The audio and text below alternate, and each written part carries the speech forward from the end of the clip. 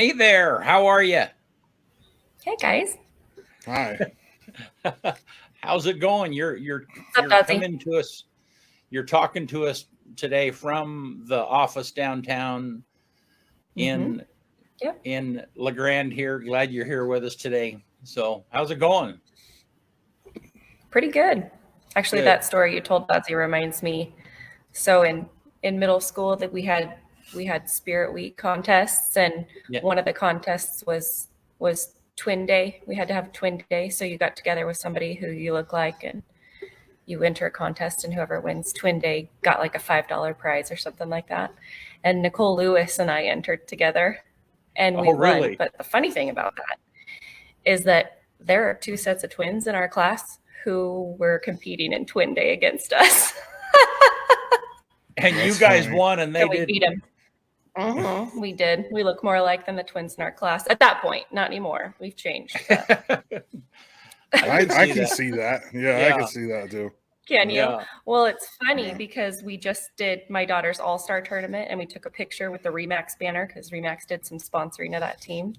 And my daughter in that picture looked exactly like Nicole. I sent it to our little group of friends and was like, hey, you guys, I think Nicole's my daughter's mom. I'm pretty sure I shared that picture. Did you? I think I shared. You I think may I have. did. Yeah. Like I'm pretty sure I was following all that.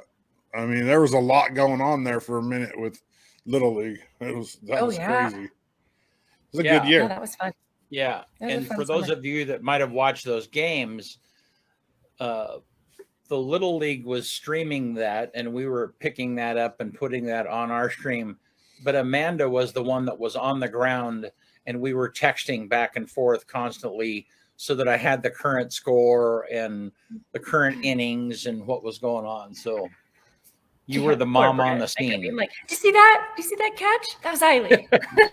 That's the hardest thing about streaming those games that don't have scoreboards in the shot is everybody wants to know what the score is all the time, and it's like, dude, we aren't even there. Like, how do you want us to know what the score is?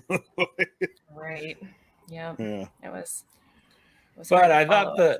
I thought the Little League Association did a really good job. I mean, that was really nice of them.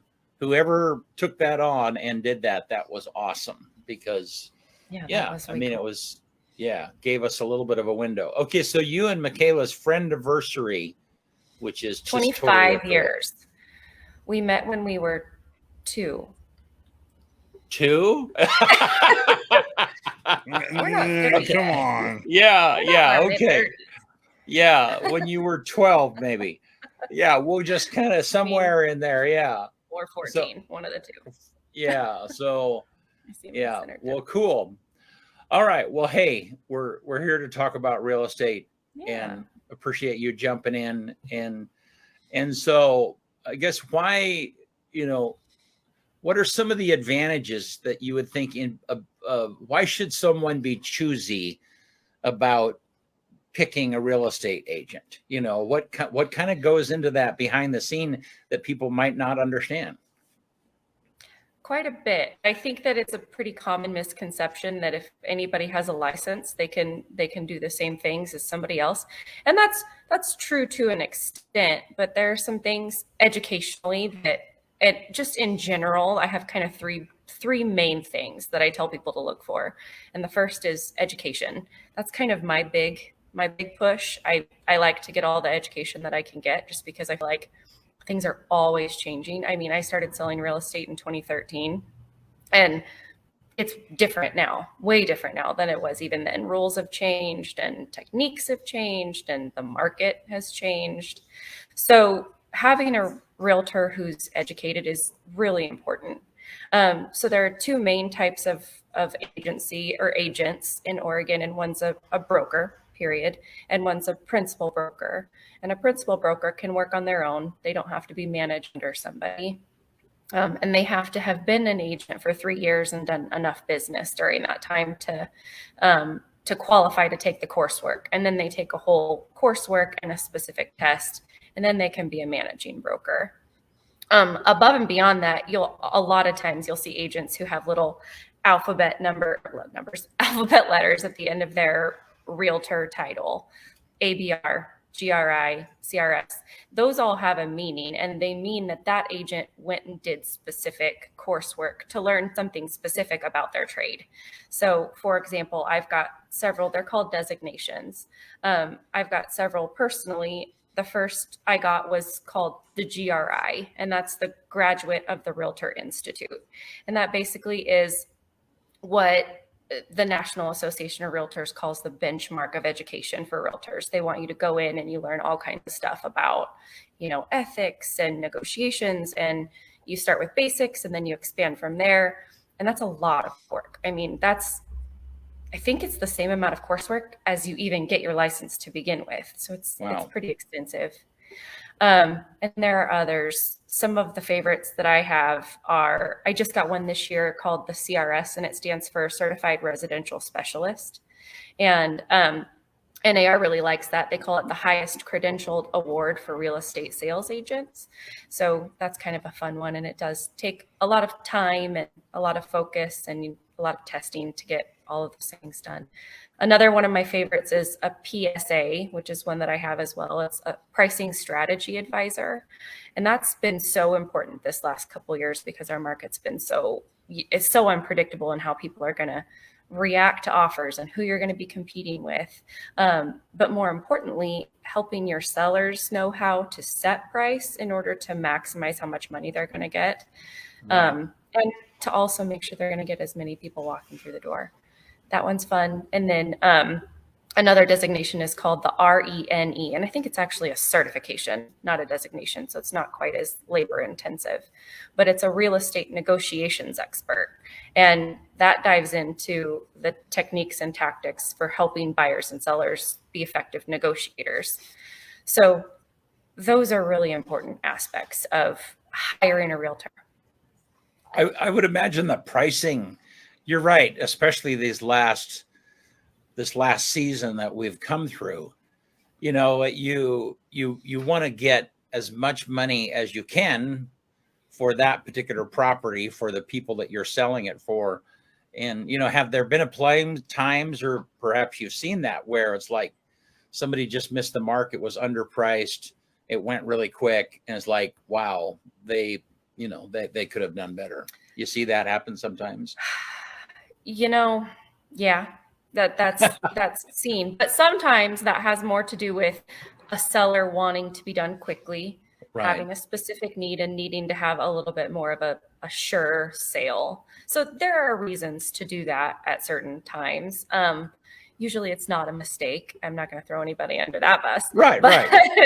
I think more importantly, we're always looking at this window of, okay, we could price here and we could price here.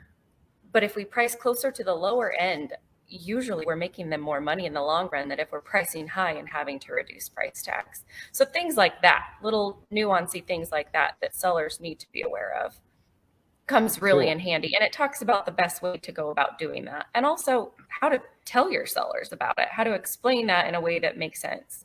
And having the education and the experience to back that up, I think is really important. How do you remember all those acronyms?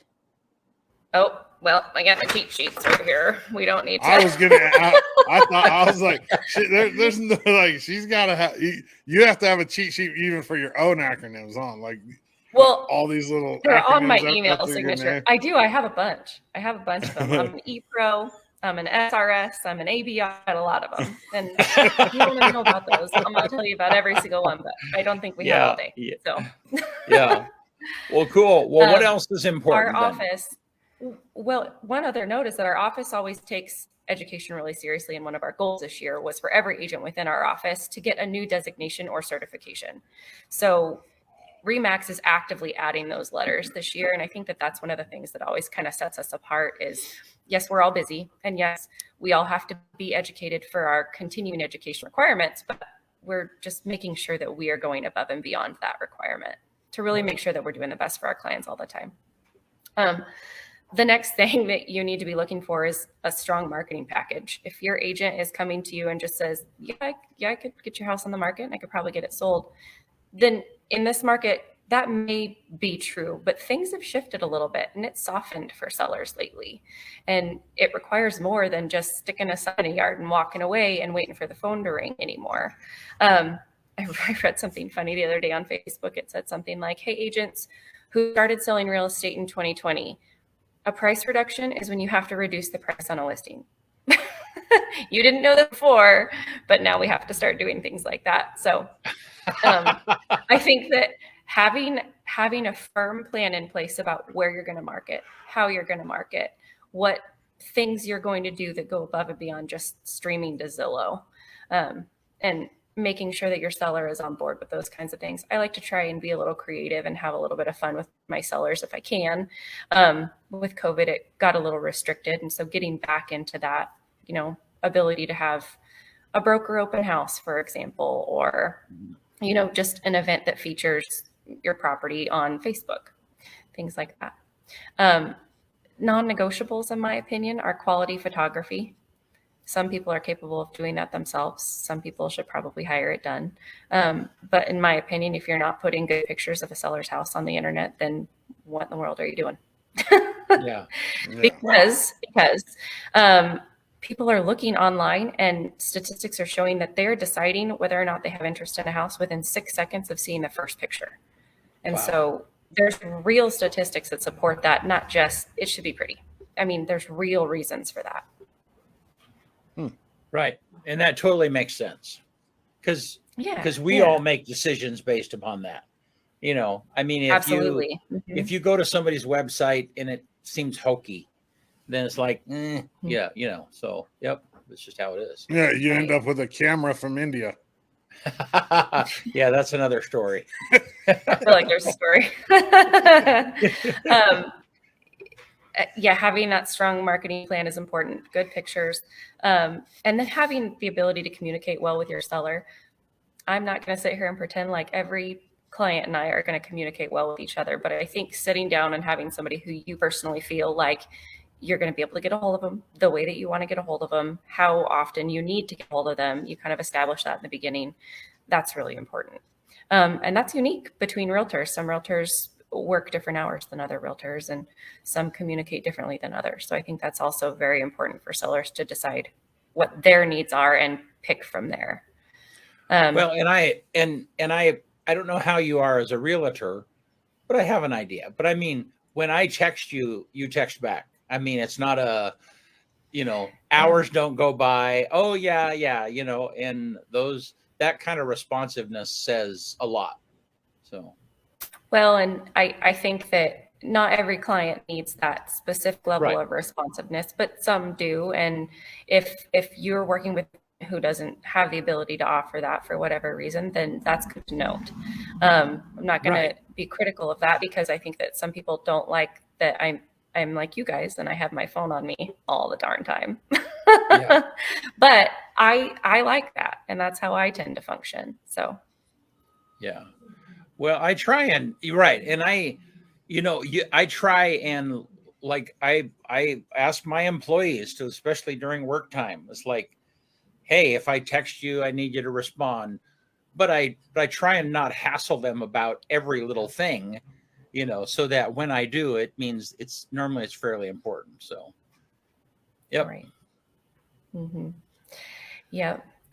Those are kind of the main key points. I feel like holding up a realtor against a standard that you would hold a banker to, in this day and age, I don't feel like that's going to get you the most effective representation. I personally don't feel like a Monday through Friday 9 to 5 is going to get most people what they need. But I'm going to tell you, 98% of realtors are going to tell you I'm available by appointment in the off times too. So making sure that those things line up and make sense for you, I think, is probably key to all of that.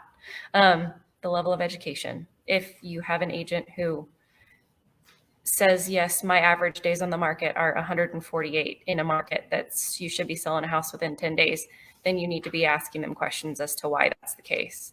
And ask questions. Ask us, say, what are your average days on the market? If you list my house for sale, how quickly can you sell it on average? And if they can't tell you right that minute, then they'll probably be able to find stats soon and be able to tell you that.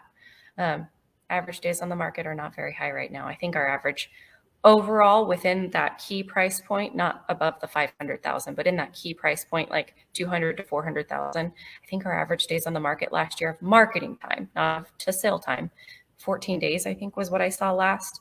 And that's not terribly recent, but it's recent enough to give you kind of an idea. Well, and I think you're giving us questions that I don't know that people would even know to ask, you know. So well, good stuff. Well, so Amanda, you guys have an event coming up. Yes, actually, can I pause really quickly? Okay, I'm going to pause my camera. Hold on. Okay. She's gonna bye. So yeah, she's rearranging stuff on the other end for a minute here. So who would have thought that buying a house at times or selling a house? I don't know. I just never thought about how complicated that might be. Okay, I see. Let me get this right. Hey, you guys. Hey. I brought my buddies, Grande and Shauna. I did. So we are, as an office, celebrating 20 years in business in total, because of these two who started the office 20 years ago this fall. And so we are going to be having a party. Randy and Shauna, you guys tell them about it. So August 23rd, we are going to be having an anniversary party, a 20-year anniversary party here at the office at 1214.5 Adams Avenue from 4:30 to 6:30. We're going to have a band out on the sidewalk, and Raul's is going to be fixing tacos in here, and we might have a margarita or two. And we'll have some fun drum. Nice. Well, bunch of door prizes, bunch of. So that's a week from today, starting at 4:30, right? Yep. Well, yep. Awesome. I poached the flyer off of their website. I can show it to everybody. Yeah, real fast. Yeah, do. Oh, yeah. Okay.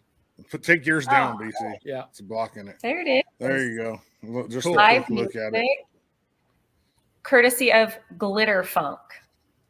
If you guys haven't heard Glitter Funk, you need to come hang out with us. Definitely. They're fun. That's the band that's playing. Yes. Local. They're great. So Shauna, are you gonna have like a glitter in your hair? I mean, are you gonna do something special? Yeah. Shauna and I have known each other for a long time. I've bought and sold a house with you, and really appreciate Shauna and Randy, dear friends of mine. And so, and yes, and Shauna is not a glitter type person, but maybe on that day, you will be. Stop by and see. You never know. Yeah. You never know. Randy definitely is a glitter person. Yeah. Randy. I'll be all glittered up. Yeah. Now that would work. I would accept that. That would be fun. So Anyway, come join us. Come help us celebrate 20 years. We're really excited about it. All right. Well, thank you guys. Hey, thanks so much for your partnership here with us and being on this morning. And we'll talk soon. Thank you. Bye, guys. Thank you, Brent. See you next week. Uh-huh.